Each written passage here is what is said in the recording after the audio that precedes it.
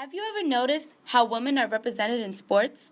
They are typically cast as a sex symbol rather than being acclaimed for their ability to perform. Society focuses more on their bodies rather than their athletic abilities. Being a diehard sports fan, a female athlete, and a feminist, I oftentimes find myself in constant confrontational conversations about sports and how female athletes are portrayed. Although women have been allowed to participate in sports over the years, which is predominantly a male-dominated activity, they are oftentimes sexualized in order to maintain the gender roles society has in place and attract attention to them doing so. Female athletes are sexualized by their respective sports, the media, and even by themselves. However, when female athletes choose to not be cast as sex symbols, they face a lot of controversy.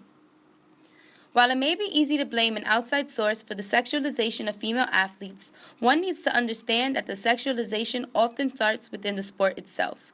The FIVB, the Fédération Internationale de Volleyball's official beach volleyball women's uniform, consists of crop tops, more like sports bras and bikini bottoms.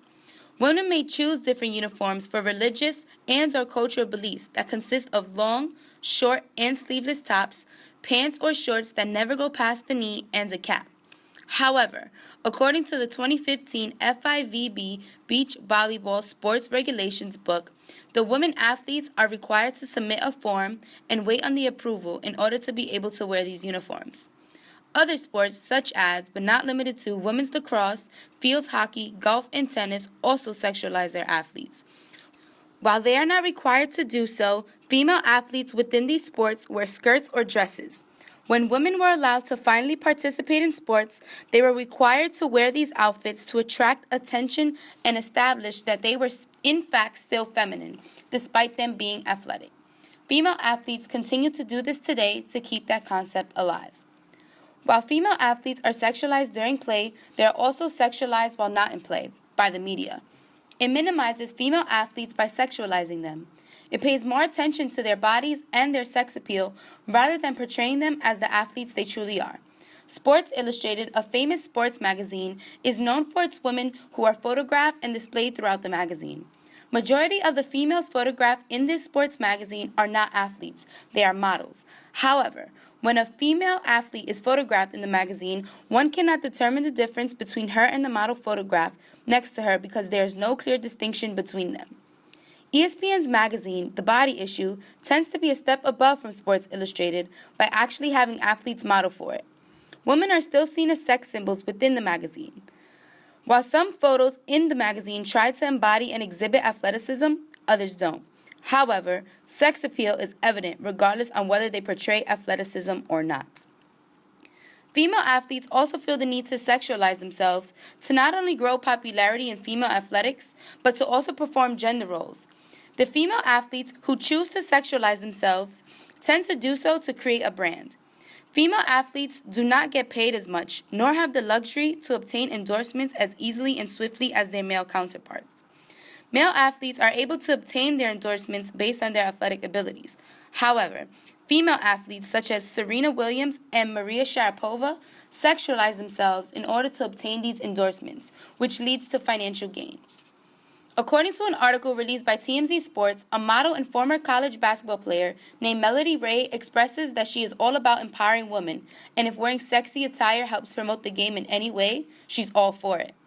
She was a part of a calendar shoot and was filmed behind the scenes playing basketball in a thong with another model.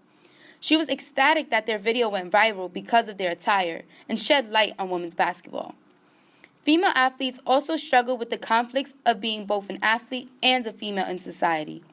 When a female takes part in sports, they are deemed masculine unless they prove otherwise. They have to work twice as hard because they live in two different cultures, the sport culture and the larger social culture. They have to over-sexualize themselves and prove that they are still feminine in spite of the fact that they are athletes because of the nature of sports and the role of gender in society. The WNBA is the only sport where female athletes look like their male counterparts. It is oftentimes mocked and not taken seriously because it does not sexualize its athletes. The WNBA emphasizes the athletic ability of its players rather than focusing on their sex appeal. While this should be viewed as a positive thing, it's actually not. When WNBA star Brittany Griner was drafted in 2014, the world went on a rampage about her. Not because she wasn't a dominating force in the paint and on the wing, but because she was so good that she had to be a man. She was shamed and slandered through the media because she did not look like the woman society wants women to look like. She was also shamed for wanting to brand her true authentic self, not the way society wants her to be branded. Griner broke the mold and is the first openly homosexual athlete to sign with Nike. Furthermore, many argue that the WNBA needs to sex it up if it wants to survive. Gilbert Arenas, former NBA player, took to Instagram this past December to bash the women of the WNBA. He believes that if the WNBA players looked like the women portrayed in the video he posted, the ticket sales would go through the roof. Sexualizing the female athlete may seem to have its benefits to some, but it in fact is not. Regardless of how it is done, when a female athlete is sexualized, it discredits them as the athletes they truly are. Women want to play their sport for the same reasons men do, for the love of the game. Contrary to popular belief, several studies have shown that sex does not sell, talent does. If this concept of talent being the focal point instead of sex appeal becomes more prevalent, it will be the game changer that is necessary for the next generation of female athletes. Society can come together and celebrate the female athletes as true athletes and prove more rewarding in the long run.